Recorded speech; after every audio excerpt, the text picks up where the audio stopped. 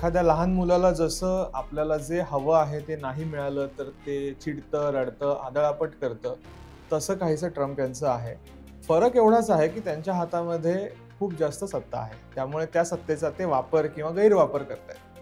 Trump यांना काही बाबतीत ना मला असं वाटतं की जे देण्यासारखं आहे ते द्यावं खरं. ज्या व्हिक्टरीज त्यांना हव्यात ना, त्या द्यायला हरकत नाही. आपण ग्लोबल इकॉनॉमीमध्ये इतके पण अजून महत्त्वाचे नाही झालेलो आहोत की ज्याच्यामुळे आपण काहीतरी भूमिका घेतली आणि ज्याचा जगावरती खूप परिणाम होईल. चीन हा काही मित्र नाहीये. सध्या ते केवळ तुम्हाला सहानुभूती मिळेल किंवा तुम्हाला बरं वाटेल अशी स्टेटमेंट्स देत आहेत. जर ते तुमचे मित्र असते तर त्यांनी सीमेवरती जे काही केलंय ते केलं नसतं. रशियन तेल आणि अमेरिकन तेल अशी पण एक स्पर्धा आहे. कारण ट्रम्प हे अमेरिकेतल्या ऑइल लॉबीशी कनेक्टेड आहेत परत एकदा. आणि त्या लॉबीची इच्छा आहे की जास्त तेल आपण मार्केटमध्ये आणावं. जर रशियन तेल येत राहिलं आणि ते स्वस्तात येत राहिलं तर या लॉबीचं महत्त्व कमी होतंय. भारत आणि रशिया यांनी एकमेकांशी तेलाचा व्यापार करणं हे ऍक्च्युली जगाच्या दृष्टीने महागाई कमी करण्यासाठी आवश्यक आहे. पण अशा प्रकारचा प्रचार आपण थोडा थोडा मध्यंतरी केला, नंतर बाजूलाच पडलं ते पुढं. महासत्तेच्या जेव्हा तुम्ही जवळ असता तेव्हा त्याचे परिणाम दुष्परिणाम भोगावेच लागतात. ते तुम्ही लांब असलात तरी भोगायला लागतात, जवळ असलात तरी भोगायला लागतात. म्हणजे पाकिस्तानचा वापर करून मला देशांतर्गत राजकारण करायचंय, मला देशाच्या बाहेर माझी काय इमेज तयार होते याच्याकडे फार लक्ष नाहीये. ट्रम्पना आपण इन अ वे जो पाठिंबा दिला प्रेसिडेन्शियल निवडणुकीत, ती चूक होती?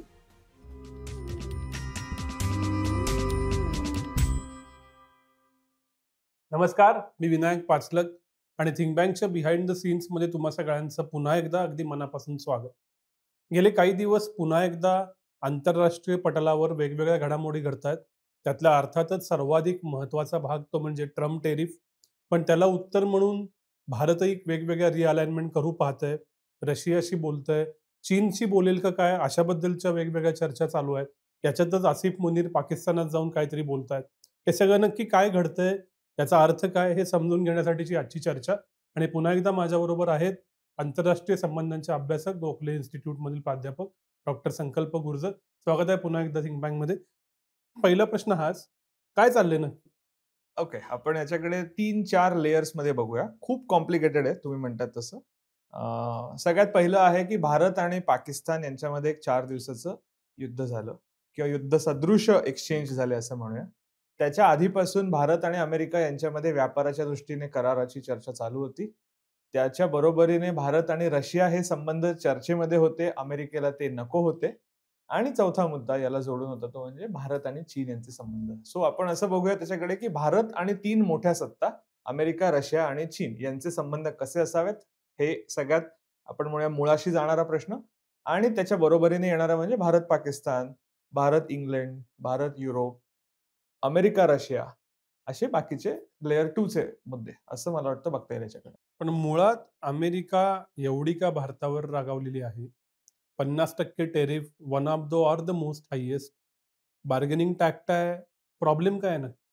प्रॉब्लेम मला असं वाटतं की डोनाल्ड ट्रम्प यांची पर्सनॅलिटी हा खूपच मोठा प्रॉब्लेम आहे. म्हणजे एखाद्या लहान मुलाला जसं आपल्याला जे हवं आहे ते नाही मिळालं तर ते चिडतं, रडतं, आदळआपट करतं, तसं काहीसं ट्रम्प यांचं आहे. फरक एवढाच आहे की त्यांच्या हातामध्ये खूप जास्त सत्ता आहे. त्यामुळे त्या सत्तेचा ते वापर किंवा गैरवापर करतायत. भारताच्या बाजूने बघायला गेलं तर ट्रम्प यांचे आग्रह चुकीचे आहेत असं आपल्याला वाटतं. ट्रम्प यांची इच्छा आहे की भारताने आपल्याकडचं ॲग्रीकल्चर, डेअरी हे 2 मेजर सेक्टर्स ओपन करावेत. ते आपण करणार नाही आहोत. याच्यावरनं मतभेदाचा मुद्दा आहे. दुसरा मतभेदाचा मुद्दा होता भारत-पाकिस्तान संघर्ष आणि त्या काळातली ट्रम्प यांची भूमिका. ट्रम्प यांना असं वाटतंय की आपण त्या काळामध्ये भारताला आणि पाकिस्तानला युद्ध थांबवण्यात मदत केलेली आहे, तर त्याचं क्रेडिट आपल्याला मिळावं. आणि भारत काही ते क्रेडिट त्यांना द्यायला तयार नाही. पाकिस्तानने तर त्यांना आम्ही नोबेल प्राइजसाठी तुम्हाला नॉमिनेट करू, त्यांना जे जे हवं ते सगळं दिलेलं आहे. त्यामुळे ट्रम्प जास्त उखडलेले आहेत भारतावरती. याला अजून एक संदर्भ असा आहे की त्यांची अशी इच्छा आहे की आपण जगामध्ये ग्लोबल पीस मेकर आहोत. जगात सगळीकडे आपण शांतता प्रस्थापित करू इच्छितो आणि करू शकतो, अशी त्यांना स्वतःची इमेज करायची आहे. आणि त्या दृष्टीने त्यांना भारत-पाकिस्तान संघर्ष हे एक संधी अशी वाटली होती. ती संधी आपण त्यांना पडद्याच्या मागे काय झालं हा वेगळा मुद्दा आहे, पण ती पब्लिकली आपण त्यांना दिलेली नाहीये. एवढं आहे. आणि याच्या जोडीने मुद्दा असा येतोय, की ट्रम्प यांना असं वाटतंय भारत हा अनरिझनेबल पार्टनर आहे. की मला हवे असलेले टॅरिफ्स असोत, इंडिया पाकिस्तान असोत, इंडिया रशिया असो, ह्या सगळ्या रिलेशनशिप्समध्ये भारत हा स्वतःचं हित साधतोय. आम्हाला काही देत नाहीये, आमचा गैरफायदा घेतोय, असं त्यांच्या डोक्यात ठाम बसलेलं आहे आणि त्याच्यामुळे त्यांनी ते 50% टॅरिफ प्लस पेनल्टी जी काही आहे ती लावलेली आहे. आणि पेनल्टी याचा अर्थ खरं तर ज्याला आर्थिक निर्बंध किंवा इकॉनॉमिक सँक्शन्स म्हणतात, त्याच्या जवळ जाणारच हे बिहेवियर आहे. पण एक याचे आर्थिक परिणाम काय ते तर अर्थतज्ञ सांगतील. ह्याच्या पुढच्या परराष्ट्र धोरणाच्या स्टेप्स काय दिसतायत? आपला खरंच अमेरिकेशी समझोता होईल का ज्या पद्धतीनं पूर्वी सँक्शन्स लादलेले if I am not wrong आपण अणु करार केला त्यावेळेला, त्याच्यानंतर आपण जशी इव्हॉल्व झाले तसं इव्हॉल्व होऊ, काय घडेल? एक थोडीशी पार्श्वभूमी सांगतो आणि मग पुढे जाऊया. मुद्दा असा आहे की 2000 ते 2025 ही 25 वर्ष अशी आहेत की भारत-अमेरिका संबंध क्रमाक्रमाने खूप दृढ होत गेलेले आहेत. आर्थिक, राजकीय आणि लष्करी तीनही टप्प्यांमध्ये.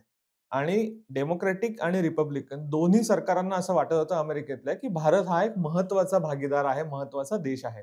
जर आशिया खंडामध्ये चीनला रोखायचं असेल, तर आपण भारताशी संबंध सुधारले पाहिजेत. ट्रम्प यांच्या वागण्यातनं हा 25 वर्षांचा परराष्ट्र धोरणाचा एक मार्ग पूर्णतः आता नव्याने आखू पाहता येते किंवा तो बदललेला आहे असं म्हणूया आपण. त्यांनी ते अनरॅव्हलच केलेलं आहे सगळं. इथून पुढे काय होईल? मला असं वाटतं की आता भारतावरती दबाव आहे की 2 प्रकारचा दबाव आहे भारत सरकारवर विशेषतः देशांतर्गत पातळीवरती अनेकांना असं वाटतंय की भारत सरकारने अमेरिकेला ठामपणे जशास तसं उत्तर द्यावं. याचं एक कारण असं आहे की सरकारने स्वतःची प्रतिमा जशी तयार केलेली आहे की आम्ही खूप टफ आहोत. तर मग असं होतं की जर तुम्ही टफ आहात आणि मग डोनाल्ड ट्रम्प असं वागतात, अमेरिका असं म्हणते, मग तिथे तुम्ही टफनेस का नाही दाखवत आहात? आणि याला जोडून दुसरा मुद्दा असा आहे की अमेरिकेशी तुम्ही पंगा घ्यायचा समजा प्रयत्न केलात, तर ते तुम्हाला चालणार आहे का? त्याची किंमत तुम्ही मोजू शकताय का? कारण असं आहे की 1974च्या अणुचाचण्या झाल्या, ते 1999चं कारगिल युद्ध. ही 25 वर्ष आपण प्रचंड सँक्शन्स अमेरिकेच्या भोगलेल्या आहेत. पण त्या काळात असं होतं की आपला आणि अमेरिकेचा व्यापारही फार नव्हता. त्यामुळे आपलं फार डायरेक्ट नुकसान झालंय का तर नाही. इनडायरेक्टली खूप झालं, की काय होऊ शकलं असतं ह्या शक्यता वेगळ्या आहेत. आत्ताच्या केसमध्ये तसं नाहीये. आपला गुड्स आणि सर्व्हिसेस असं मिळून एक $200 बिलियन व्यापार आहे आणि ज्याचं आपल्यासाठी महत्त्व खूप आहे. अमेरिकेच्या दृष्टीने ही रक्कम फार नाहीये. अमेरिकेला भारताला इग्नोर केलं तरी चालू शकतं, इतकं ते मिनिस्कल खरं तर प्रमाण आहे आपल्या ट्रेड बॅलन्समध्ये किंवा ट्रेड रिलेशनशिपमध्ये बघितलं तर. भारताच्या दृष्टीने ते खूप महत्वाचं आहे. आयटी सेक्टर असेल, सर्व्हिसेस सेक्टर असेल, बाकीचे सगळे सेक्टर्स आहेत. सो आपल्यावरती खूप मोठा परिणाम होईल. त्यामुळे आता सरकारला एक प्रकारचा असा कोंडीत आहे सरकार, की टफ भूमिका तर घ्यायची आहे किंवा दाखवायचं आहे. पण अमेरिकेला पण नाराज करून चालणार नाहीये. सो ह्या पेचातनं मार्ग कसा काढायचा? म्हणून मग आता लगेच आपल्याला दिसतंय, की ब्राझीलशी पंतप्रधानांचं बोलणं झालं. ब्राझीलचे पंतप्रधान आणि आपले पंतप्रधान यांचा फोन कॉल झाला. ब्राझीलवरही 50% सँक्शन्स आहेत. रशियाशी आणि आपले संबंध जुने आहेतच. ते अजून दृढ करायचं चाललेलं आहे. चीनच्या बरोबर असं म्हणूया की नव्याने मांडामांड सुरू झालेली आहे. पण ती मांडामांड मला असं वाटतं की थोडीशी लिमिटेडच राहील. त्यामुळे उगाचच आपल्याकडे काही लोकांना त्या शांघाय कोऑपरेशन ऑर्गनायझेशन नावाची एक संघटना आहे. त्याच्यात आपण खूप महत्त्वाची भूमिका बजावू शकतो, खूप काही करू शकतो असं वाटतं. पण तसं मला वाटत नाही होईल. कारण भारत आणि चीन यांच्यातले मुळातले मतभेद जे आहेत, ते इतके खोलवर गेलेले आहेत आणि बॉर्डर इश्यूज किंवा बॉर्डर डिस्प्यूट इतका मोठा आहे, की काहीही करायचं म्हटलं तर ते मध्ये येत राहणार. त्यामुळे एस-सी-ओ, शांघाय कोऑपरेशन ऑर्गनायझेशनचं महत्त्व मला असं वाटतं, की सध्या टॅक्टिकल लेव्हलला राहील, की ट्रम्प यांना मेसेज द्यायचा आहे, की तुम्ही आम्हाला जर का फार दुखावलत तर आम्ही यांच्याबरोबर जाऊ. पण लाँग टर्ममध्ये काही भारताचं हित या देशांच्या बरोबर नाही. सेम मुद्दा ब्रिक्सचा आहे, की BRICS right? Brazil, Russia, India, China, south Africa. तर ह्या देशांच्या बाबत सुद्धा असंच होतं. म्हणजे ट्रम्प यांना ते सुरुवातीपासून असं वाटतंय, की भारत आणि हे बाकीचे ब्रिक्सचे देश जे आहेत ते नवीन चलन उभं करू पाहतायत. ते डॉलरचं वर्चस्व संपवू पाहतायत.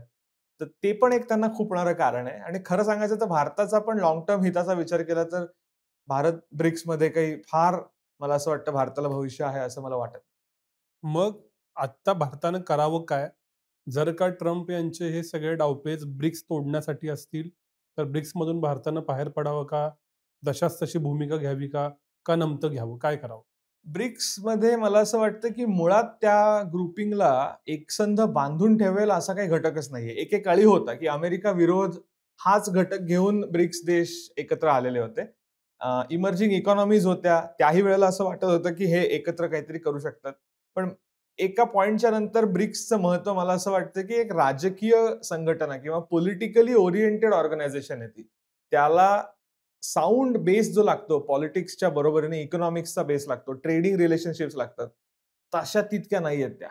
आणि म्हणून ब्रिक्सला फार काही करता येणार नाही आणि त्याच्या पलीकडचं ब्रिक्सच्या देशांमध्ये आपापसात खूप मतभेद आहेत. सो भारत आणि चीन यांचा मतभेद आहेत. चीन आणि रशिया आता सध्या एकत्र असले तरी ते एकमेकांच्या विषयी साशंक असतात. इराण आणि सौदी अरेबियाला आणलेले ते एकमेकांना पाण्यात पाहतात. सो इतके वेगवेगळे तुम्ही जेव्हा घटक एकत्र आणू पाहता, तेव्हा ते संघटना फार पुढे जात नाही. भारताने आता काय करावं? मला असं वाटतं, की सरकारच्या पातळीवरती त्याचं विचारमंथन चाललंय, की काय करता येईल आपल्याला. अमेरिकेला मेसेज तर द्यायचा आहे, पण अमेरिकेला फार दुखावून चालणार नाहीये. एक असं करता येऊ शकतं खरं तर, की खूप अॅम्बिशियस अजेंडा ज्याला म्हणतात ना, तो ठेवायचाच नाही. छोट्या-छोट्या गोष्टींच्या विषयीचे तुम्ही कॉम्प्रोमाइजेस करा आणि छोट्या-छोट्या गोष्टींच्या वरती अमेरिकेला जे हवंय ते द्या आणि त्यानुसार तुम्ही ठरवा, की समजा अमेरिकेला सोयाबीन तुम्ही एक्सपोर्ट करू द्या, पण इतर काही करू देऊ नका. या प्रकारचं काहीतरी, की अख्खं ॲग्रीकल्चर ओपन करायची गरज नाही किंवा अख्खं डेअरी सेक्टर ओपन करायची गरज नाही. तर तशा प्रकारचे तुम्ही ग्रेडेड काही हे करू शकता का? दुसरा मुद्दा म्हणजे अमेरिकन राजकारणामध्ये लॉबिंग हा एक खूपच महत्वाचा घटक आहे. कालच्याच टाइम्समध्ये लेख आला होता, की भारताचा लॉबिस्ट आणि पाकिस्तानचा लॉबिस्ट यांच्यातला एक शिलर आहे, एक मिलर आहे, अशी त्यांची ती नावं आहेत. लेख वाचायला आवडू शकतो, की कोण जास्त इफेक्टिव्ह राहिलेलं आहे. तर भारताला मला असं वाटतं, की लॉबिंग करावं लागेल. अमेरिकेमध्ये कायम आणि ते लीगल आहे अमेरिकेत लॉबिंग करणं. सो त्याच्यासाठी तुम्हाला पैसे मोजायला लागतात. ते करावं लागेल. तिसरं मला असं वाटतं, की जो इंडियन अमेरिकन समूह होता, इतकी वर्ष तो भारताच्या बाजूने उभा होता. त्याला मोबिलाइज करून म्हणजे केवळ तुम्ही त्या मॅडिसन स्क्वेअर गार्डनमध्ये हे करायचं काय इव्हेंट्स करायचे किंवा टेक्सासमध्ये ह्युस्टनला इव्हेंट करायचे आणि देशांतर्गत राजकारणावर प्रभाव टाकायचा. यापेक्षा ॲक्चुअली वॉशिंग्टनला इन्फ्लुअन्स करण्यासाठी त्याचा वापर करता येऊ शकतो. कारण हे महत्वाचे आहेत. 5 मिलियन म्हणजे 50 lakh Indians are in US. So त्यातले अनेक जण इन्फ्लुएन्शियल आहेत. रिपब्लिकन पार्टीत इन्फ्लुएन्शियल आहेत. त्यांचा वापर करून तुम्ही अमेरिकन सरकारची धोरणं बदलण्यासाठी प्रयत्न करू शकता. आणि चौथं मला असं वाटतं, की हे सगळं जर नाही झालं, तर अमेरिकेच्या समोर ठामपणे आपण उभं राहून, की आम्हाला हे वाटतं चुकीचं आहे आणि आम्ही उभे राहू. अशी भूमिका घेऊन मला असं वाटतं, की सरकारने आपला एक बाणेदारपणा दाखवायला हरकत नाही. ट्रम्प हे एक अशी व्यक्ती आहे, की ज्यांना अ, कोणीतरी जर पॉवरफुल असेल, तर त्यांना त्याचं आकर्षण आहे. त्यामुळे तुम्ही त्यांच्यासमोर झुकलात तरी ते चालत नाही आणि तुम्ही त्यांना उलट उत्तर दिली तरी ते चालत नाही. तुम्ही ठामपणे उभे राहिलात, तर ट्रम्प तुमचा आदर राखतात असं दिसलेलं आहे. त्यामुळे भारताला ती तयारी ठेवून ट्रम्प यांच्याशी डील करावं लागेल. सॉरी, अजून एक मुद्दा ॲड करतो. या चर्चेची एक जर तुलना करायची असेल, तर ती 1990च्या दशकामध्ये न्यूक्लिअर निगोसिएशन्स झाले होते. म्हणजे भारताने सी-टी-बी-टी म्हणतात त्याला, कॉम्प्रिहेन्सिव्ह टेस्ट बॅन ट्रीटी. ती साइन करावी याच्यासाठी अमेरिकेचा दबाव होता. ती आपण केली नाही. 98ला टेस्ट केल्या. तर त्या अख्ख्या 90च्या दशकामध्ये अण्वस्त्र हा एक असा मुद्दा होता, की ज्याच्यावरनं भारत आणि अमेरिकेमध्ये चर्चेच्या असंख्य फेऱ्या वेगवेगळ्या टप्प्यात पार पडल्या होत्या. आणि आपण आपल्याला जे हवं होतं तेच केलं. आपण अमेरिकेला जे हवं होतं ते दिलेलं नाहीये. तर वेळकाढूपणा करणं, डिले करणं, थोडंसं काही गोष्टीत त्यांना कन्सेशन देणं, पण अख्खं सेक्टर ओपन न करणं, असे मला असं वाटतं, की पर्याय चाचपण्या करायला हवेत. आर्थिक, सामाजिक, राजकीय दृष्ट्या भारत आज सक्षम आहे ना, की तो अमेरिकेच्या डोळ्याला डोळे भिडवून सांगू शकेल, की आय एम हिअर? मला असं वाटतं, की याच्यामध्ये खूप सारा प्रोपगंडा पण आहे. म्हणजे भारत महत्वाची सत्ता आहे का? आहे. भारत जगातली 3ऱ्या किंवा 4थ्या क्रमांकाची अर्थव्यवस्था आहे का? तर आहे. पण भारत इतका पण पॉवरफुल नाहीये, की अमेरिकेच्या डोळ्याला म्हणजे जसं चीनचं होतं, की त्यांनी चीनवरती टॅरिफ लावले, 145% टॅरिफ लावले. चीनने 110% टॅरिफ लावून उत्तर दिलं. ट्रम्प यांनी माघार घेतली, चर्चा सुरू केली, 90 दिवसाचा अवधी दिलेला आहे. तेवढे आपण काही महत्वाचे नाही आहोत. आपल्याकडे लोकांना उगाचच वाटतं, की आपण काहीतरी खूप मोठे झालेलो आहोत आता आणि आपण जगाला अंगावर घेऊ शकू. तसं होत नाही. कारण आपली अर्थव्यवस्था काही अजून तेवढी पॉवरफुल नाहीये. म्हणजे तुम्ही जर का फक्त जी-डी-पी नंबर्सचा विचार केला तर हो. पण मग पर कॅपिटा इन्कमचं काय? तुमचं पर कॅपिटा इन्कम $3,000 खाली आहे. अमेरिकेचं आणि बाकीच्या देशांचं बघावं इतरांनी. त्यामुळे तो एक निकष झाला. दुसरं मला असं वाटतं, की एकूणच आपण ग्लोबल इकॉनॉमीमध्ये इतके पण अजून महत्त्वाचे नाही झालेलो आहोत, की ज्याच्यामुळे आपण काहीतरी भूमिका घेतली आणि त्याचा जगावरती खूप परिणाम होईल.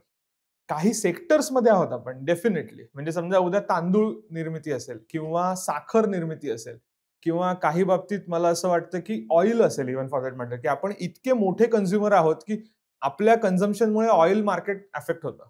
पण ह्याचं सेक्टर स्पेसिफिक आणि काही काही प्रोडक्ट स्पेसिफिक आहे. ओव्हरऑल इकॉनॉमी किंवा ओव्हरऑल इम्पॅक्ट म्हणावा तर तो तितकासा नाहीये. त्यामुळे टफ उभं राहिलो आपण तर त्याचे परिणाम डेफिनेटली आपल्यावरती होणार आहेत आणि आपल्यावरती जास्त टफ परिणाम होतील त्याचे. कारण अमेरिकेच्या दृष्टीने $200 बिलियन इज नथिंग. ती इकॉनॉमी 24-25 ट्रिलियन डॉलरची इकॉनॉमी आहे. अमेरिका आणि चीनचा व्यापार जो आहे तो आपल्या कितीतरी पट जास्त आहे. त्यामुळे आपण असं म्हणतो किंवा लोक अनेकदा म्हणतात की ट्रम्प यांनी चीन किंवा युरोपच्या समोर भूमिका बदलली.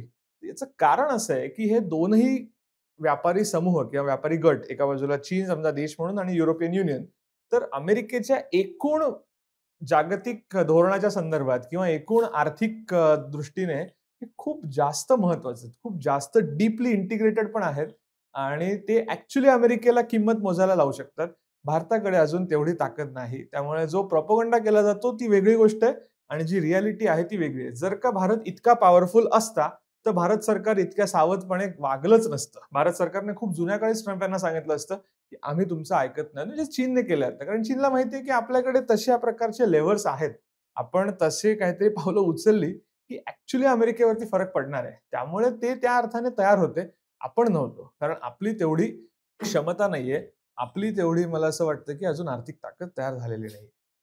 भारत काही काळ अलिप्ततावादी राहिला.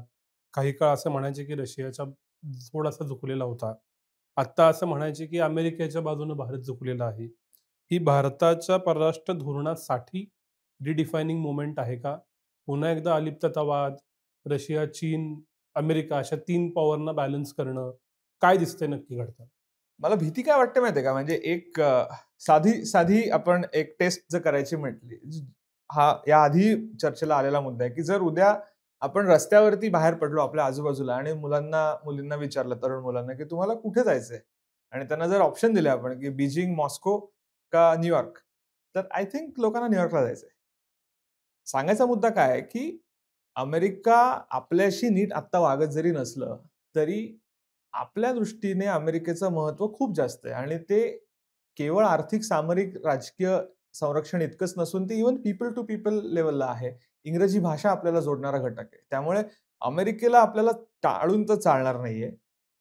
प्रॉब्लेम काय होतोय, की आत्ताच्या ह्या गेल्या काही आठवड्यातल्या चर्चेमुळे समहाऊ लोकांना परत एकदा ते 90च्या दशकात जसं होतं, की अमेरिकेला विरोध करायचा आणि रशिया आणि चीनच्या बाजूने जायचं. तर तसं काहीतरी एक ट्रेंड थोडासा तयार व्हायला सुरुवात झाली आहे आणि तो जास्त डेंजरस आहे, धोकादायक आहे. तर रशिया तुमचा मित्र आहे ठीक आहे. चीन हा काही मित्र नाहीये. सध्या ते केवळ तुम्हाला सहानुभूती मिळेल किंवा तुम्हाला बरं वाटेल अशी स्टेटमेंट्स देतायत. जर ते तुमचे मित्र असते, तर त्यांनी सीमेवरती जे काही केलंय ते केलं नसतं. त्यामुळे त्या धोक्यापासून आपण वाचायला पाहिजे. सो ठीक आहे, की आता सध्या चीन बरोबर आपण संबंध सुधारतोय आणि लोअरिंग ऑफ टेन्शन ज्याला म्हणतो तसं आहे. पण मूळ मुद्दे कुठे ॲड्रेस झालेले आहेत चीनच्या संदर्भातले, की व्यापाराच्या बाबतची जी तूट आहे ती चीनच्या बाजूनेच आहे. खूप जास्त तूट आहे ती वाढत चाललेली आहे. आपल्या उत्पादनांना, आपल्या सर्व्हिसेसना चीनी मार्केटचा ॲक्सेस नाहीच आहे. बॉर्डर डिस्प्यूट सॉल्व्ह करण्याच्या दृष्टीने काही झालेलं नाहीये. त्यांनी जी आपली टेरिटरी घेतलेली आहे जेव्हा कधी, ती टेरिटरी काही ते परत देणार नाहीयेत आपल्याला. सो वेगवेगळ्या लेव्हल्सला आपण बघायला गेलो, तरी चीन हा काही आपला मित्र नाहीये. चीन हा आपला शत्रूच आहे आणि ते तसं गृहीत धरावं लागेल. सेफ किंवा अगदी एक असं म्हणूया आपण, की सिक्युअर काय करता येईल आपल्याला? तर चीनच्या संदर्भातला तणाव कमी करणं. ही एक आपली स्ट्रॅटेजी असू शकते. परराष्ट्र धोरणाचं म्हणाल तर मला असं वाटतं, की थोडंसं नॉन अलाइनमेंटच्या दिशेने परत जातोय असं अनेकांना वाटू शकतं. पण तसं शक्य नाहीये.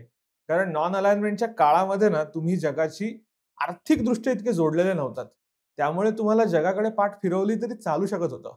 आता तो ऑप्शनच नाहीये. आता उलट आहे. तुम्हाला तुमचे इंटरेस्ट समजा तुम्ही सिक्युअर करायचे आहेत आणि जगाकडे पाठ फिरवायची असं म्हटलं तरी जग तुमच्याकडे काही बाबतीत येणार आहे. त्यामुळे ज्याला मल्टी अलाइनमेंट म्हणतात, ती एक स्ट्रॅटेजी आपण पर्स्यू करतोय, की ज्याला एक वेगवेगळ्या देशांशी चांगले संबंध ठेवावेत असं वाटतंय. अमेरिकेच्या संदर्भात असं आहे, की ठीक आहे, आता अमेरिकेशी मतभेद आहेत. म्हणजे मला असं वाटतं, की ते हॉनेस्ट कन्व्हर्सेशन ज्याला म्हणतात ना, की ठीक आहे, आहेत प्रॉब्लेम्स मान्य करतो आम्ही आता. त्याची किंमतही मोजू. पण याचा अर्थ असा नाही, की तुम्ही एकदम रशिया आणि चीनच्या दिशेने झुकावं. तुमची जी परराष्ट्र धोरणाची चालत आलेली दिशा आहे, ती मला असं वाटतं बरोबरच आहे. त्या दिशेनेच चालायला हवं. सध्यापुरतं अमेरिकेला मागे ठेवायला हरकत नाही. पण मग डोवाल स्वतः पुतीन यांना भेटतायत, तेही वेळ देतायत. पुतीन आणि मोदी यांची भेट होईल अशी चर्चा आहे. ते काय आहे? नाही, रशियाच्या बाबत आपण कधीच माघार घेतलेली नाहीये ना. म्हणजे रशियाच्या वरचं आपलं अवलंबित्व जे आहे ते खूप जास्त आहे, पहिली गोष्ट. दुसरी गोष्ट अशी आहे, की 2022ला युक्रेनवर हल्ला झाला रशियाचा, तेव्हापासून आपल्यावरती म्हणजे अमेरिकेचा दबाव काहीच नाही म्हणावं, इतका दबाव तो युरोप टाकत होतं, की तुम्ही रशियाकडनं तेल घेऊ नका, रशियाशी असलेले संबंध कमी करा. आपण त्याला भीक घातलेली नाही त्याही वेळेला. आणि ती इथून पुढे घातली जाणार नाहीये. आता कसं झालंय माहितीये का, की इतके दिवस म्हणजे 3.5 वर्ष काय होतं, की एक ऑप्टिक्स किंवा ज्याला आपण म्हणूया, की काय दिसतंय असं बघायला गेलं तर काही दिसत नव्हतं. पडद्याआड भारत-रशिया संबंध खूप चांगले होते, चालूच होतं, सगळं काही होतं. आपण ते प्रत्यक्ष दाखवत नव्हतो, की ज्याच्यामुळे हे युरोपियन्स किंवा अमेरिकन्स आपल्या अंगावरती चालून येतील. आता काय झालंय, की अमेरिकेने हे केल्यामुळे आपण म्हणतोय, की ठीक आहे, तुम्हाला आम्ही दाखवतो मग आमचे खरोखर संबंध चांगले आहेत आणि इट्स अ पॉलिटिकल मेसेज की एन-एस-ए आपले जातात मॉस्कोमध्ये आणि पुतीन त्यांना भेटतात. असं होतं की पुतीन यांच्या भारत भेटीची शक्यता होतीच. ही चर्चा काही आठवडे, काही महिने चालू होती. पण आता ती सिरियसली चर्चा सुरू झाली कारण अमेरिकेने असं वागलेलं आहे. म्हणजे हे कसं आहे की it's a perception management also की तुम्ही अमेरिकेला आता ठेंगा दाखवताय की ठीक आहे, तुम्ही आम्हाला असं करता का? आमच्यासमोर रशिया आहेच. पण रशियाचा पण प्रॉब्लेम काय आता की रशियाला सुद्धा भारतासारखा मित्र हवाच आहे. त्यांना कितीही नाही म्हटलं, म्हणजे अमेरिका आणि रशिया यांची चर्चा होणार आहे पुढच्या म्हणजे 2-3 दिवसामध्येच अलास्कामध्ये 15 तारखेला मला वाटतं. पण त्याच्यातनं पर्याय निघतील का? रशियन अर्थव्यवस्थेची झालेली हानी भरून निघेल का? असे सगळे प्रश्न आहेत आणि आत्ताच्या टप्प्यावरती रशियाला तेल विकण्यासाठी भारत हवाच आहे. हे जे रशियाचं तेल आहे, ह्याच्यावरून हे सगळं मोठी कथा उभी राहिली आहे असं म्हणतात. त्याच्यावर एक अशी थिअरी आहे विशेषतः Twitterवर, की ते तेल भारतीयांना मिळतच नाही. ते विशिष्ट कंपन्या घेतायत, प्रोसेस करून बाहेरच विकतायत. का एवढं या तेलाचा विषय काय आहे नक्की? साधं गणित आहे, की भारत 85% तेल आयात करतं. 85% तेल आयात करायचं म्हणजे भारताला हा चॉईस नाहीये, की काय सौदी अरेबियाकडनं तेल नाही घ्यायचं, इराणकडनं नाही घ्यायचं, इराककडनं नाही घ्यायचं, असा चॉईस नाही. आपल्याला असं आहे, की जिथून मिळेल तिथून आणि स्वस्तातलं मिळेल ते तेल हवंय आपल्याला. कारण आपली मार्केट खूप जास्त आहे. आपली डिमांड खूप जास्त आहे आणि आपल्याला गरज वाढत चाललेली आहे. अजून एक दुसरं डायमेन्शन आहे. आपली गेल्या 30 वर्षातली मला असं वाटतं, की एक महत्त्वाचा एक्सपोर्ट काय आहे प्रॉडक्टमध्ये बघायला गेलं तर ते रिफाइंड पेट्रोलियम हे खूप मोठं एक्सपोर्ट आहे आपलं. सो हा मुद्दा फार चर्चेला येत नाही, की आपल्या ज्या रिफायनरीज आहेत, त्या रिफायनरीज ॲक्चुअली जगभरातनं तेल आणतात आणि जगभरात विकतात सुद्धा. सो जेवढं तेल आपल्याला लागतंय त्याच्यापेक्षा खूप जास्त तेल आपण ॲक्चुअली रिफाइन करतोय. आणि त्याच्यामुळे इंडियन रिफायनरीज म्हणजे जगात खूप कमी देश असे आहेत, की जे ॲक्चुअली रिफाइंड पेट्रोलियम एक्सपोर्ट करतात. भारत त्याच्यामध्ये एक आहे. त्यामुळे आपल्याला तेल लागतंय. हा मुद्दा क्लिअर आहे. राहिला मुद्दा, की भारतीय मार्केटच्या कन्झ्युमर्सचं काय? तर मला असं वाटतं, की जर रशियन तेल $60 ची ती एक प्राइस कॅप लावलेली होती त्यांच्यावरती, की $60 पर बॅरल यापेक्षा जास्त किमतीने रशिया तेल विकू शकत नाही. आपण नेमकं किती किमतीत घेतलंय हे बाहेर आलेलं नाहीये. पण ग्लोबल मार्केटमध्ये ज्या प्राइजेस आहेत त्याच्यापेक्षा ते नक्कीच खालचं होतं. तर भारतातल्या किमती कमी नाही झाल्यात ना. म्हणजे जर का गेल्या एक आपण म्हणूया 3 वर्षाचा विचार केला, तर मला नाही वाटत की ₹2-4 इकडे-तिकडे जर सोडले, तर फार किमती कमी झालेल्या आहेत. त्यामुळे हा आक्षेप खरा आहे की भारतीय ग्राहकांना त्याचा फायदा किती झाला, याविषयी पूर्ण प्रश्नचिन्ह उपस्थित करता येतील. तिसरा मुद्दा आता असा आहे की रशियन तेल हा ट्रम्प यांच्या दृष्टीने इतका महत्त्वाचा मुद्दा का आहे? तर रशियन तेलाचा पहिला संबंध आहे, तो म्हणजे रशियाचं युक्रेनमध्ये चाललेलं युद्ध, की त्या तेलाच्या विक्रीतनं रशियाला पैसे मिळतात आणि त्या पैशांमधनं ते युक्रेनला युद्ध करतात युक्रेनमध्ये. त्यामुळे मग जर ते युद्ध संपवायचं असेल, तर रशियाचे पैसे थांबवायला हवेत आणि ते पैसे थांबवण्याचा मार्ग काय तर हे तेल त्यांच्याकडे जाऊ न देणं किंवा ते तेल विकू द्या, पण ते त्या कन्झ्युमर्सना हे करा. टॅरिफ किंवा सँक्शन्स लावा. दुसरा मुद्दा, रशियन तेल आणि अमेरिकन तेल अशी पण एक स्पर्धा आहे. कारण ट्रम्प हे अमेरिकेतल्या ऑइल लॉबीशी कनेक्टेड आहेत परत एकदा.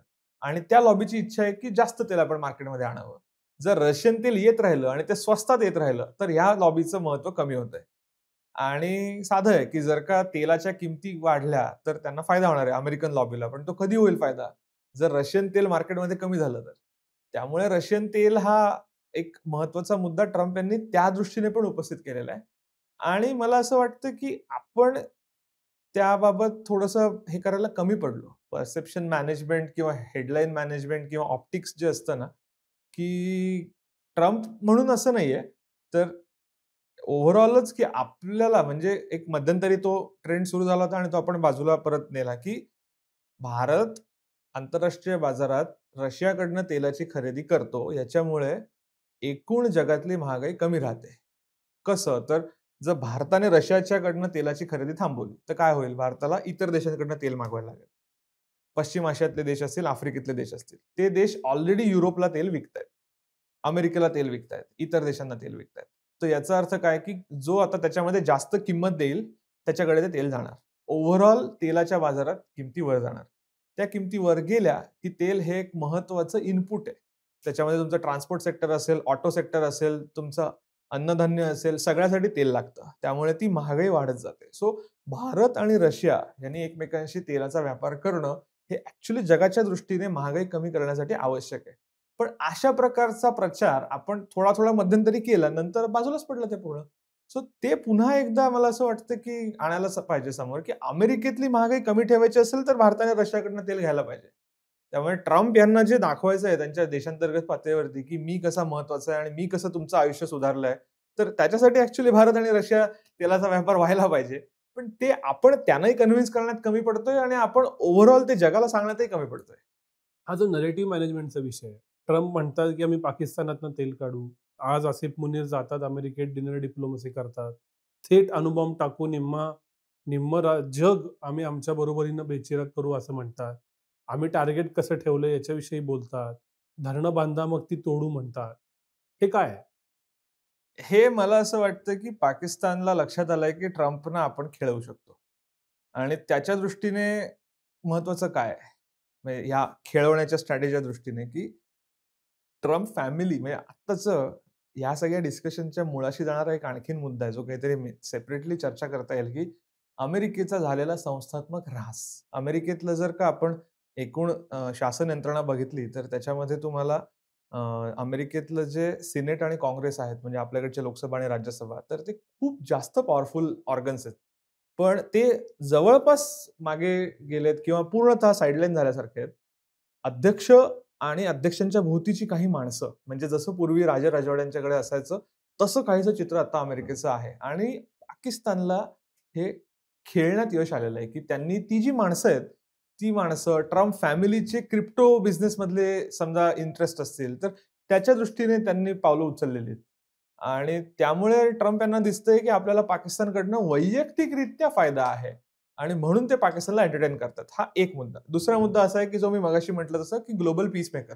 म्हणजे आत्ता परवाचंच चित्र अनेकांनी तो फोटो बघितला असेल, की आर्मेनिया आणि अझरबैजान या 2 देशांचे अध्यक्ष शेजारी बसलेले, ट्रम्पमध्ये बसलेले आहेत. त्यांच्यामध्ये शांतता करार साइन झाला आणि ते दोघं एकमेकांशी बोलतायत, की आता आपण एकत्रितपणे ट्रम्प यांना नोबेलसाठी नॉमिनेट करूया. आणि मग नंतरचा एक फोटो आलेला आहे, की ज्याच्यामध्ये ट्रम्प चालतायत आणि त्यांच्या दोन्ही बाजूंना हे दोघं चाललेले आहेत. तर ट्रम्प यांना अशा प्रकारचा एक फोटो आपल्या पंतप्रधानांबरोबर हवा होता, की आपले पंतप्रधान, ट्रम्प आणि पाकिस्तानचे आर्मी चीफ. आणि ह्याच्यासाठीची संधी त्यांना दिसत होती, जेव्हा कॅनडामध्ये एक समिट झालं होतं जून महिन्यात, त्यावेळेला. आणि आपण ती त्यावेळेला हे नाकारली होती, की आम्ही हे करणार नाही. साहजिक आहे. पाकिस्तानच्या अध्यक्षांच्या बरोबर अध्यक्ष नाही, आर्मी चीफच्या बरोबर फोटो शक्यच नव्हतं.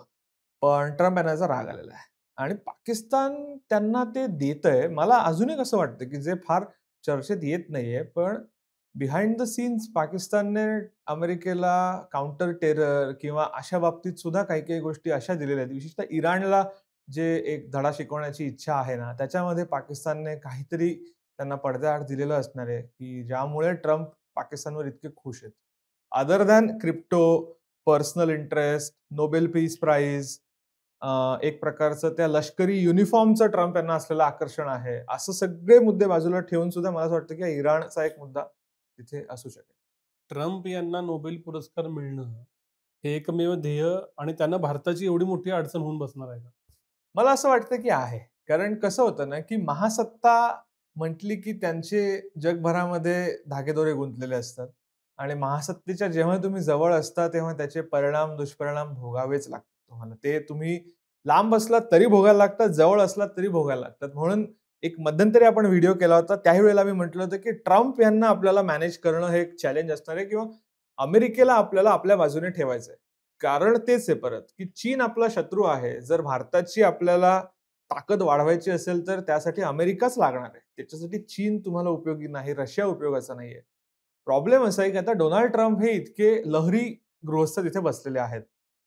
कसं मॅनेज करायचं? तर मला असं वाटतं, की त्याच्यामध्ये मी म्हटलं तसं ट्रम्प यांना काही बाबतीत ना मला असं वाटतं, की जे देण्यासारखं आहे ते द्यावं खरं तर. ज्या व्हिक्टरीज त्यांना हव्यात ना, त्या द्यायला हरकत नाही. म्हणजे एक साधं उदाहरण आहे, की ऑपरेशन सिंदूरच्या नंतर काय एक करता आलं असतं. आता आपण काय बघितलं, की ट्रम्प म्हणाले, की मी मध्यस्थी केली आणि हे युद्ध थांबवलं.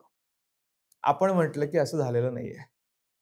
हीच गोष्ट थोडीशी स्मार्टली टर्न करता आली असती, की ट्रम्प यांनी पाकिस्तानवर दबाव टाकला आणि त्यांनी युद्ध थांबवलं. ट्रम्प यांना हवं होतं ते श्रेय तर मिळतंय तिकडे, पण आपल्यावर त्यांनी काही दबाव टाकलाय किंवा आपला काही गेम केलाय, असं काही त्याच्यामधनं चित्र समोर येत नाहीये. पण आपण इतक्या फर्मली त्याला नकार देऊन हे केलं, की नाहीच ट्रम्प हे इन्व्हॉल्वच नव्हते याच्यामध्ये. अशाच पद्धतीने आपण ठेवलं, तर ते मला असं वाटतं, की चेंज करता आलं असतं. तर अशा पद्धतीने म्हणजे ज्याला एक सायको प्रोफाइलिंग म्हणतो ना आपण, तसं सायको प्रोफाइलिंग करून, की ह्या बाबाला काय आवडतं? म्हणजे आता तो परवा पण अनेकांनी व्हिडिओ बघितला असेल. मला वाटतं ते टिम कुक गेले होते Appleचे आणि त्यांनी ते सोन्याची काहीतरी त्यांना भेटवस्तू दिलेली आहे. म्हणजे जे जुन्या काळी राजे-रजवाड्यांच्याकडे नजराणे दिले जायचे. तशा स्वरूपाचं काहीतरी, की जे आपल्या लोकशाही मूल्यांना धक्का बसवणार नाही, पण ट्रम्प खुश राहतील, असं काहीतरी आपल्याला मार्ग मधला काढायला लागणार आहे. आणि तिथे मला असं वाटतं, की आपल्याला आपल्या मुत्सद्देगिरीला, परराष्ट्र धोरणाला आता लक्ष द्यावं लागेल. सर्व राजकीय नेत्यांच्या प्रतिमा आणि त्या प्रतिमा जपण्यासाठीचं राजकारण ह्याच्यात जग अडकलंय का? राजकीय नेत्यांची प्रतिमा आणि त्याच्यासाठीचं राजकारण हा राजकारणाचा नेहमीच भाग होता. फरक फक्त एवढाच होता, की आपण त्याच्याकडे इतकं महत्त्व देत नसू, कारण त्याचे आपल्यावरचे थेट परिणाम आपल्याला दिसत नसत. सोशल मीडिया पण नव्हता, मीडिया नव्हतं, त्यामुळे इतकी चर्चा त्याची होत नसे. पण मला असं वाटतं, की प्रतिमा निर्मिती आणि ती ती मॅनेज करणं हा खूप जुन्या काळापासूनचा भाग होताच. राजकारणातला खूप महत्त्वाचा भाग होता. आणि तिथे मला असं वाटतं, की आपल्याला अजून प्रयत्न करायला हवेत. म्हणजे हे ऑपरेशन सिंदूरच्या काळात सुद्धा झालेलं आपण त्याही वेळेला बोललो होतो या विषयात, की पाकिस्तान ॲक्चुअली म्हणजे साधं उदाहरण आहे, की पाकिस्तानचे दहशतवादी आले. त्यांनी आपले नागरिक मारले. आपण व्हिक्टिम आहोत. त्याला आपण प्रतिसाद देतोय पाकिस्तानच्या कृतीला, तरी जग असं म्हणतं, की भारत आणि पाकिस्तान एकत्र आहेत. तर हे होऊ द्यायचं नसेल, तर तिथे आपल्याला परसेप्शन मॅनेजमेंट, नॅरेटिव्ह मॅनेजमेंट याच्यावरती लक्ष देणं आवश्यक आहे आणि तिथे समहाऊ आपण कमी पडतो, असं मला ओव्हरऑल लक्षात येतं, की अनेक ह्याच्यामध्ये आपली बाजू जी आहे ती न्यायाची आहे, सामंजस्याची आहे. पण त्याला आपण पुढे प्रोजेक्ट करण्यात कमी पडतो. म्हणजे आता काही लोकं म्हणतील, की तो पाश्चिमात्य माध्यमांचा डाव आहे वगैरे. पण असं आहे, की प्रत्येक वेळेला असा डाव वगैरे नसतो. म्हणजे असं खेळता येत नाही तुम्हाला त्या प्रकारे. सो कुठेतरी आपणही प्रयत्नात कमी पडतोय. आपल्या सगळ्या परराष्ट्र धोरणाचा किंवा इव्हन ह्या प्रकारच्या मॅनेजमेंटचा फोकस हा जास्त डोमेस्टिक आहे.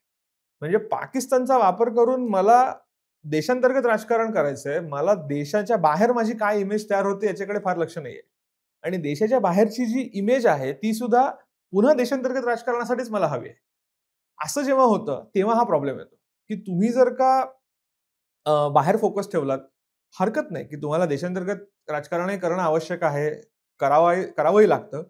पण बाहेर सुद्धा तुम्हाला लक्ष द्यायला लागतं, की तुमची इमेज काय होते. म्हणजे गंमत बघा, की 2023ला G20चं समिट झालं आणि जसं ते समिट झालं आणि त्याच्यानंतर ते कॅनडा, अमेरिका आणि हे बाकीचे देश आपल्या विरोधातले काही-काही गोष्टी बाहेर यायला लागल्या, तणाव वाढायला लागले. तर ते सुद्धा अँटिसिपेट करायला हवं होतं, की तुम्ही जेव्हा असं काहीतरी करताय, तर एकतर त्याला विरोध होणार आहे, पहिली गोष्ट. दुसरी गोष्ट असं आहे, की हे असं होऊ नये याच्यासाठी तुमची एक पब्लिसिटी, मीडिया मॅनेजमेंट, नॅरेटिव्ह सेटिंगसाठीचे तुमच्याकडे सोफिस्टिकेटेड एजन्सीज पाहिजेत तशा. तुमच्याकडे तशी माणसं पाहिजेत, की जे हे करतायत. अ, आपण कुठेतरी कमी पडतो याच्यामध्ये आणि त्याला एक प्रॉब्लेम सांगतो काय होतोय, की पाकिस्तान हे छोटा राष्ट्र आहे. त्याच्यामुळे कायमच जगाची सहानुभूती छोट्या देशांना राहते. म्हणजे रशिया-युक्रेनच्या बाबत सुद्धा आपल्याला हेच दिसतंय, की लोकांना युक्रेनच्या बाजूने सहानुभूती आहे, रशियाच्या बाजूने नाहीये. तर ते लक्षात घेऊन आपल्याला आपल्या स्ट्रॅटेजीज आखायला लागतात आणि जग काय म्हणतंय याचा आता परिणाम होतो. सो हे आपण कायमच लक्षात घ्यायला लागतं. म्हणजे मीडिया मॅनेजमेंटमध्ये आपण कमी पडलोच आहोत. त्याचा एक दोष याच्याशी पण आहे, की आपण कुठेतरी बाहेरच्या जगात सगळे आपले शत्रूच आहेत. सगळा मीडिया आपला शत्रू आहे. वॉशिंग्टन पोस्ट आपलं शत्रू आहे. न्यूयॉर्क टाइम्स आपलं शत्रू आहे. BBC, गार्डियन सगळेच आपले शत्रू आहेत. म्हटल्यानंतर आम्ही त्यांच्याशी एंगेजच नाही करणार. मुद्दा असा आहे, की त्यांच्याशी मतभेद जरी असले ना, बोला तर. त्यांना तुम्ही मी म्हणत नाही, की तुम्ही त्यांच्या पद्धतीने वागा. पण एंगेजच न करणं, हेही मला असं वाटतं, की तुम्हाला फायद्याचं ठरत नाहीये. तर त्यामुळे मल्टी डायमेन्शनल स्ट्रॅटेजी आहे, की ज्याच्यामध्ये तुम्ही बाहेरच्या देशांमधली पब्लिक असेल, बाहेरच्या देशातले नेते असतील, बाहेरच्या देशांमधली माध्यमं असतील, हे तुमच्याविषयी काय बोलतात याचा फरक पडतो. आणि मला असं वाटतं, की ते आपण ओळखण्यात कमी पडलो किंवा ती चॉईसही असू शकते. मला असं वाटतं, की नाही फरक पडत मला. जग मला कसंही काहीही माझ्याविषयी बोलू दे, मला फरक नाही पडत आहे. माझ्यासाठी कोण महत्वाचे आहेत, तर माझ्या देशातले नागरिक आहेत आणि त्याच्यामुळे मी त्यांच्यावरती फोकस ठेवणार. ट्रम्पना आपण इन अ वे जो पाठिंबा दिला प्रेसिडेन्शियल निवडणुकीत, ती चूक होती? पाठिंबा आपण दिला असं म्हणणं याच्यामध्ये मला असं वाटतं, की अनपॅक केलं पाहिजे. म्हणजे एक सरकार आहे आणि नागरिक आहेत. तर सरकारच्या स्तरावरती पाठिंबा नव्हता. सरकारच्या स्तरावरती आपण कधीही भूमिका घेत नाही. एक ते अगली बार ट्रम्प सरकार जे झालं होतं 2019 मध्ये ते जर सोडलं, तर सरकारच्या स्तरावर आपण कधीही देशांतर्गत राजकारणात जात नाही. नागरिकांच्या स्तरावरती ते असं होतं. म्हणजे अनेक जण तुम्हालाही माहीत असतील, की जे देव पाण्यात घालून बसले होते, की कमला हॅरिस ज्या भारतीय वंशाच्या होत्या बाय द वे, त्या हराव्यात आणि ट्रम्प निवडून यावेत.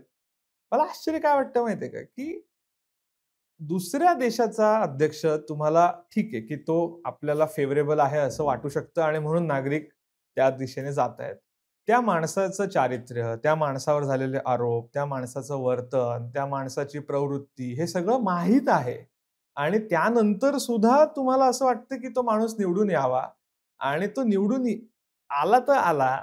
त्याला तर काही असं नव्हतं, की मी तुमच्यामुळे निवडून आलोय. त्याला त्याचे इंटरेस्ट तिथे होते. त्यामुळे मला ते कधी-कधी हसायला येतं हे बघितलं की, की लोकं त्यावेळेला ट्रम्प यांच्या बाजूने उभे असलेले लोकं आता सडनली की काय माहिती दोस्त दोस्त ना रहा सारखं ते झालेलं आहे. आणि हा धडा पण आहे ॲक्चुअली, की आपण दुसऱ्या देशाच्या राजकारणाकडे बघताना सावधगिरीनेच बघायला पाहिजे. आणि त्याच्यात असं कोणीतरी कमला हॅरिस हराव्यात आणि ट्रम्प जिंकावेत किंवा काय, तर मला असं वाटतं की फार त्याला नागरिकांच्या स्तरावरती ना ते चूक नाही म्हणणार मी, पण इट वॉज नॉट करेक्ट. म्हणजे कुठल्याच मॉरली पण नाही, प्रॅक्टिकली पण नाही. कुठल्याच स्तरावरती ते मला असं वाटतं, की तुम्ही ट्रम्प यांच्यासारख्या माणसाला नाहीच तुम्ही हे करू शकत. स्टेटमेंट्स बघा त्यांनी काय स्टेटमेंट्स केलेली आहेत आणि तो तुमचा जर मित्र असता, तर तो असा वागला नसता तुमच्याशी. आणि हे 2018, 19, 20 मध्ये पण दिसलं होतं, की ट्रम्प हे पुश करत होते भारताला. फक्त त्यावेळेला बाहेर आलेलं नव्हतं इतकं. त्यांचे जे त्यावेळेचे कॉमर्स मिनिस्टर म्हणजे व्यापार मंत्री होते, त्यांच्या पुस्तकात त्यांनी लिहिलेलं आहे, की त्याही वेळेला अमेरिका फ्रस्ट्रेट झाली होती, की म्हणजे काय म्हणूया त्याला, कसं भारताला तुम्ही कन्विन्स करणार आहात? आणि त्यांना हवा तसा व्यापार करार होत नाहीये. त्यामुळे मला असं वाटतं, की आपल्याकडे ट्रम्प यांच्याविषयीचा पाठिंबा, त्यांच्याविषयीची आता जी चीड, हे सगळं मला कोड्यातच टाकणार आहे. असं दिसतंय की भारत सरकार भारतीय कृषी क्षेत्राची काळजी करते आणि त्यासाठी भिडते अमेरिकेला. या परिस्थितीमध्ये भारतीय नागरिकांनी काय विचार करावा? कसं रिस्पॉन्ड करावं या परिस्थितीला?